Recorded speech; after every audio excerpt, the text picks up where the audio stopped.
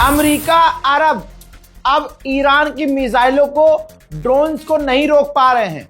यह बात अब सारी दुनिया को पता चल चुकी है।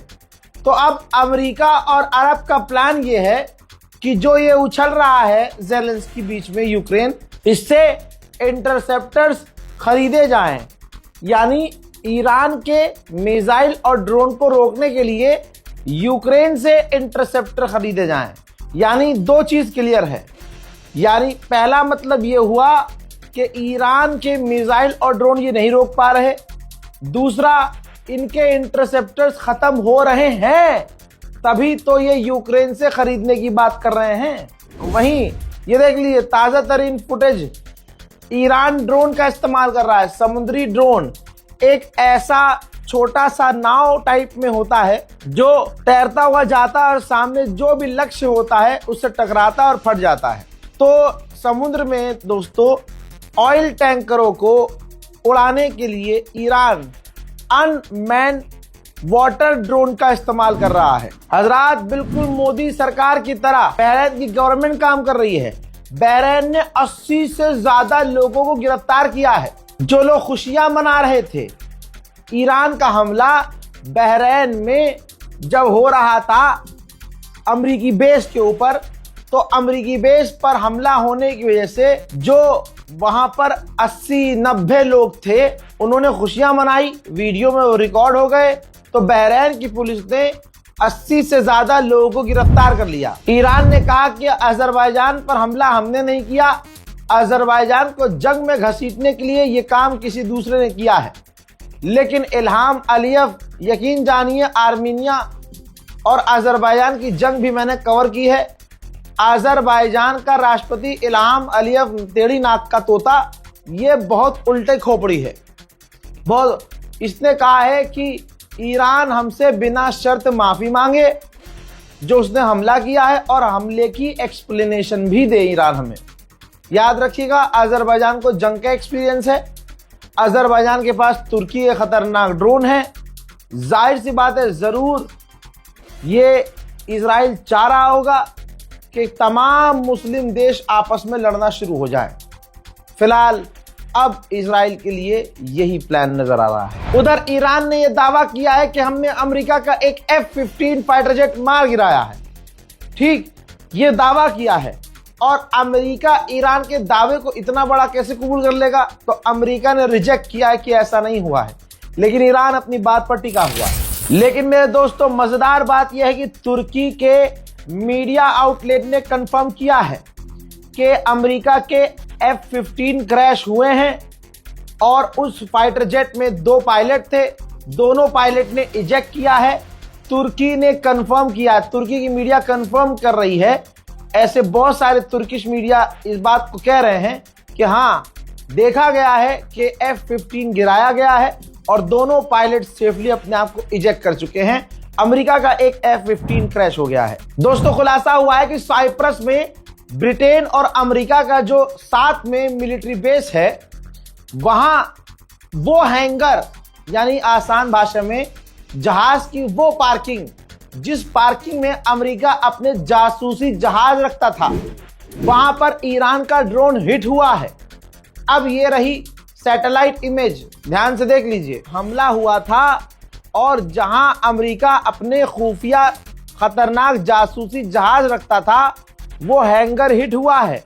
तो आप समझ सकते हैं कि ईरान सटीक बिल्कुल निशाने पर हमला कर रहा है। ईरान ने यूरोपियन देशों को धमकाया है और कहा है कि जो यूरोपियन देश हमारे ऊपर हो रहे हमलों को देखते हुए भी चुप हैं, ये सब आने वाले वक्त में भारी कीमत चुकाएंगे। उधर तस्वीर देखिए, ईरान ने ये फुटेज जारी किया है जिसमें खुर्रम शहर 4, जी हाँ ध्यान से देख लीजिए, खुर्रम शहर 4 बैलिस्टिक मिसाइल ईरान ने इजराइल पर दागी है और ये वीडियो भी ईरान ने ही रिलीज की है। IRGC के कमांडर ने कहा है कि जब हम अपने इमाम का बदला ले लेंगे तब हम सोचेंगे कि हमें जंग खत्म करनी है कि नहीं, अभी कोई इरादा नहीं है। वقتی احساس کردیم که انتقام خون بناحق ریخته امام شهیدمان را از اینها گرفتیم، اون موقع شاید بشینیم برای پایان دادن به این جنگ فکر کنیم. ولی امروز تنها چیزی که در مخلأ ما نیست اینه که به پایان این جنگ فکر کنیم.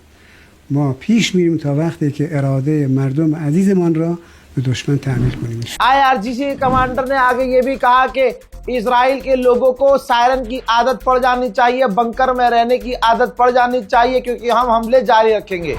اول من سرنوشت اسرائیلیا رو بگم.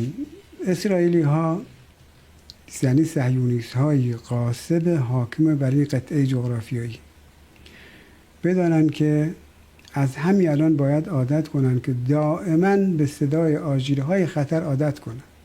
ما نخواهیم گذاشت اونها طعم امنیت و آسایش را بچشن. این از اونا خاطر اینکه ما رو مورد تجاوز قرار دادن. उन्होंने आगे ये भी कहा कि हमने स्टेट ऑफ हॉर्मुज बंद नहीं किया, ना हमारा प्लान था. ये सारा खेल अमेरिका का है.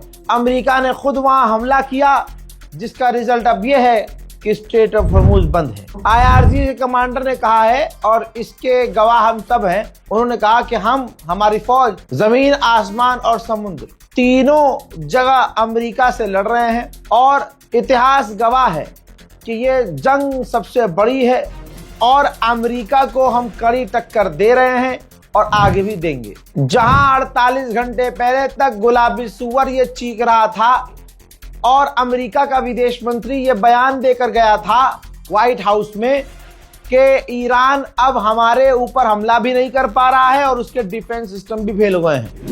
ठीक है, अब जरा इस मंजर को देखिए.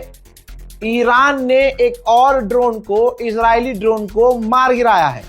इन तमाम तस्वीरों को छुपाने की कोशिश की जा रही है, लेकिन आप देख रहे हैं रज़ाग्राफी, सच सबसे आगे. यूरोपीय यूनियन के चीफ ने कहा है कि हम देख रहे हैं कि ईरान जंग बढ़ा रहा है. ईरान रोज आस पड़ोस के देशों पर हमला कर रहा है ताकि ये जंग बढ़ जाए. हम देख रहे हैं कि ईरान के ही ड्रोन पिछले कई सालों से यूक्रेन पर बरस भी रहे हैं. Today we have an extraordinary meeting with the EU foreign ministers and the ministers from the Gulf. We are, of course, talking about what is happening in the Middle East. Iran is exporting the war, trying to expand it to as many countries as they can to sow chaos, and we are calling for stability and. हज़रात, जो बात मैं कहना चाहता था, रूस के विदेश मंत्री ने खुद कह दी है.